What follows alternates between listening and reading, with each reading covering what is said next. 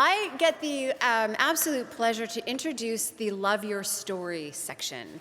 And it's my pleasure to introduce, first of all, Amal Alhuwayshil, who's an intersectional feminist.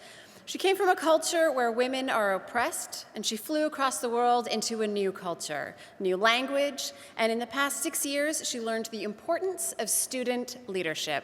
Please welcome Amal.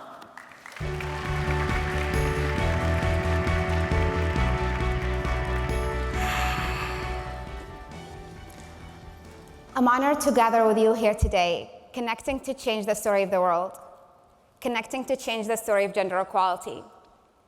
But I'm here to tell you that in order to connect out for change, you need to connect in, to go within.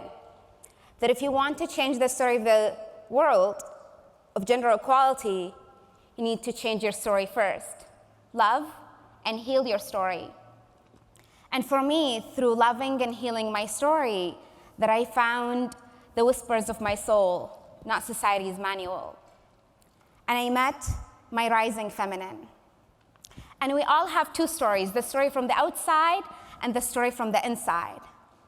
From the outside, I'm a woman from Saudi Arabia, so I must be oppressed. But from the inside, there is this love, cherishment, and empowerment that I've experienced growing up in Saudi Arabia.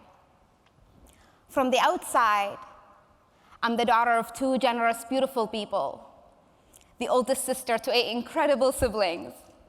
But from the inside, I feel the love, the obligation, the shame that who I am today doesn't meet their expectations.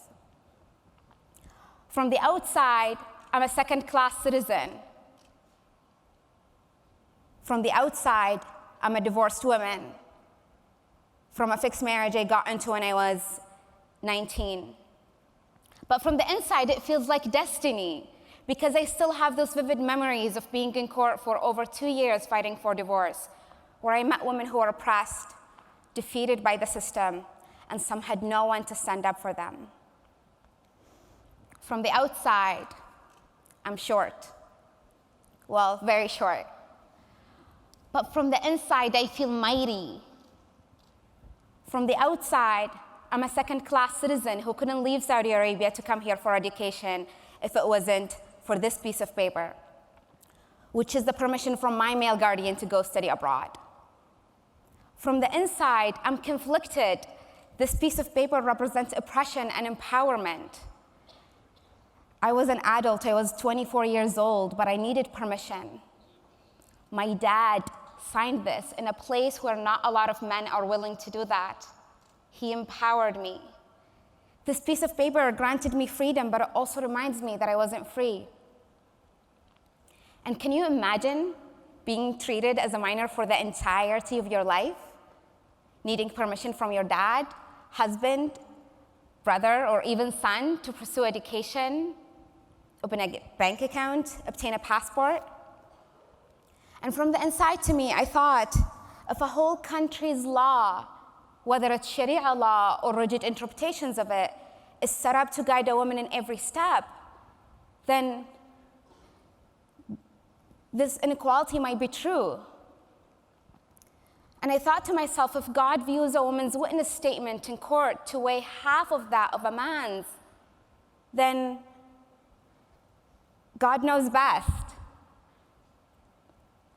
And maybe those are evidence that women are clearly incapable of making decisions on their own, and that I do need that permission. But do I? Do I need that permission? No, and I know that. But I still catch myself seeking that permission, that tap on the shoulder to go for it, because my society ingrained that in me. Here I am in Canada, and I was elected as the first female president of my student union at UBC Okanagan. But from the inside, I felt dictated by society on how to be a woman leader and what leadership styles are expected from me. Here I am in Canada, and I'm still dictated by society on how to be a woman, how to dress, how to speak.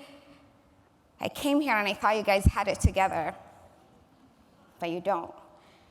Because we're right here in such a progressive country talking about gender equality, with this in their law. Section 15, right to equality. So really, is there a job opportunity that is only available for men? A seat at the boardroom? A university spot? No. But there is this collective mindset that is still ingrained. From the outside, everybody is equal. But from the inside, society has this still ingrained belief of inequality as a collective that keeps us here having these conversations, that keeps women hitting roadblocks and glass ceilings.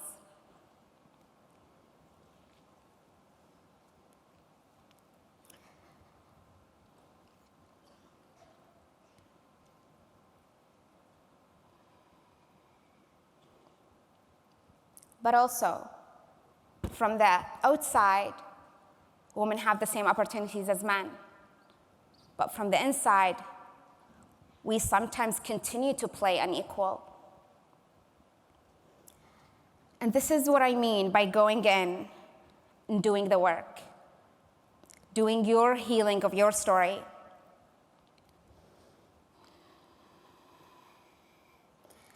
And for me, it was through yoga, journaling, and reflecting a lot that I sat in the mud at the roots of my psyche and found my limiting beliefs. The feelings of unworthiness, the fear of loneliness. And I repeat my affirmations to myself that I'm always surrounded by love, that I am in my power, that I am worthy of it all. And there is where I met my rising feminine, where I found the whispers of my soul and not society's manual.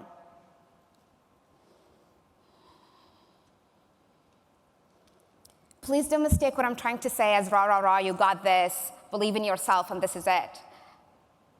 That's important. But I'm also talking about the healing piece of this, that is much more deeper. We're collectively wounded and healing from trauma and oppression from thousands of years from oppressions that are inflicted on us by the patriarchy. And as the feminine rises in all of us, women and men, those systems are coming to balance. And I'm going to leave the rise of the feminine and the fact that we are at the age of the rise of the feminine with you to explore. Heal and love your story, to heal the story of gender equality. Connect in to connect out. Thank you.